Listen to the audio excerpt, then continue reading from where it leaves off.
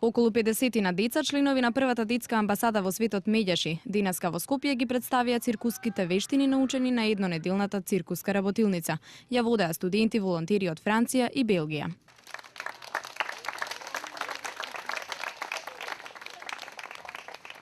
Студентите, меѓу кои е и Васил Тасевски од Скопје, велат дека сакаат да го развиваат циркусот во Македонија. Целта беше да работиме малку на улица, луѓе да не видат, да дознаат што е циркус и циркуски уметности и да дадеме работилници, значи за деца со проблеми и без проблеми, значи за сите деца отворено да може да дојдат.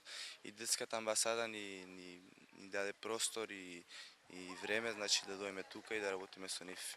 Децата беа задоволни и среќни, мислам дека самите видовте имаше деца што научија многу повеќе, деца малку помалку, зависи кој како беа мотивирани за работа и така. Па научи, значи да ракувам со дјаволот, една многу играчка да речам.